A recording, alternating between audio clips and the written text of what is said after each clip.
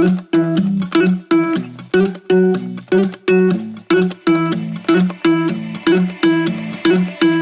wanna follow where she goes. Hey KMS, as I sit here tonight and reflect on all the different service learning projects that we've done this year, I just can't tell you how impressed I am.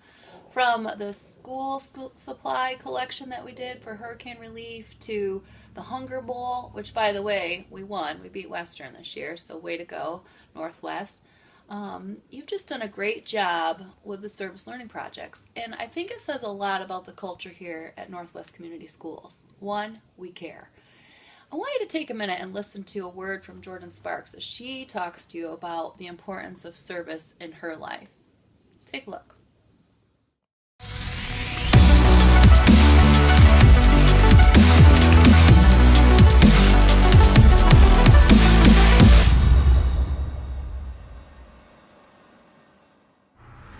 Today on The Harbor, we have a very special guest in Jordan Sparks. Not only is Jordan a Grammy-nominated, multi-platinum singer-songwriter and winner of American Idol, she is also passionate about making a difference. Hey everyone, my name is Jordan Sparks. I'm a singer, songwriter, actress, and a myriad of other things, but making a difference helping others is something I value most. Before we get to that, singing is something I've been doing since before I could talk. I remember watching the first season of American Idol when I was around 12 years old, and when Kelly Clarkson won, I told my mom, I want to do that. That's what I want to do. And she said, okay, we'll do whatever it takes. It took a lot of hard work. In fact, I was told no the first time I auditioned for the show. I didn't really see it as the end of the world for me. I actually went back home and auditioned for the local Idol competition. And the prize for that was being sent to the next official audition city. I won, got sent to Seattle, and the rest is history. Last year I released my third album called Right Here, Right Now, and I've been auditioning for multiple TV and film projects, and I'm super busy, but I love it. I'm really blessed to be able to do what I love and touch people along the way. It's the best part of my job, for sure. I grew up in Glendale, Arizona, and my parents taught my brother and I very early on, around age 5, that it was important to always help others. Because we were so young, my mom had us doing things in the community that we would be able to understand, like volunteering at a soup kitchen or preparing meals for families in need during the holidays. Or every time we got new toys, we had to give away the same amount of our old toys to keep our new ones, and the same applied with our clothing.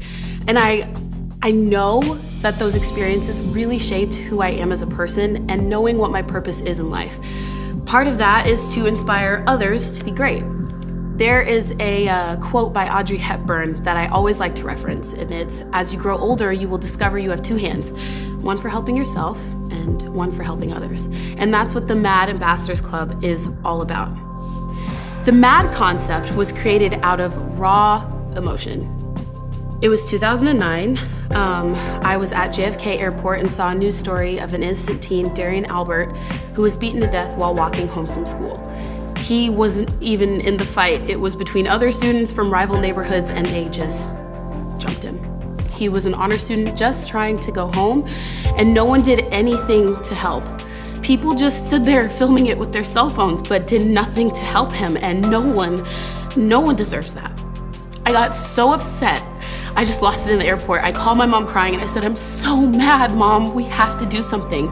I can't believe this happened. Nobody helped him, nobody did anything, and a few hours later, my mom came up with the campaign, I'm Mad, Are You? Which stands for, I'm making a difference, are you? You see something that stirs something up in your spirit and it pushes you out to do something about it, to change it, to be the difference that you want to see. And since that time, we've done some great work all over the world and within our own communities. There's this school in Haiti that we provide with medicine, a nurse, and clean drinking water. I've gone to the Middle East with the USO to support our troops. And every year during Super Bowl week, I visit children's hospices and hospitals to bring some of the Super Bowl spirit to them.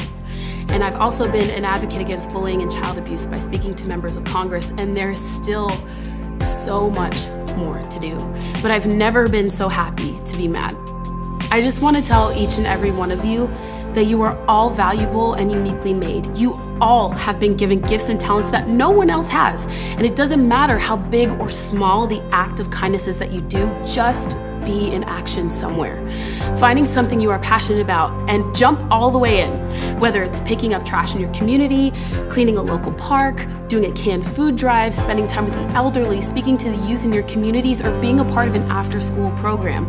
If you are already doing something, keep going. Do things that are important to you. Keep giving. Givers are leaders, and there's enough room for all of us. I hope that what I've shared motivates you to tap into the greatness that you are and that you have, because everything is possible 100% of the time. I'm Matt. Are you? So what do you think? Jordan Sparks has a really good message about service and what it means to her. You know, I have a story for you. There once was this little girl who was walking on the beach, and there were all these starfish that had been washed ashore during a storm. And she started to pick up starfish one by one and toss them back into the ocean, because that's where they belong and that's how they would survive, right? Well, an older gentleman came by and said, "What are you doing? Aren't you wasting your time?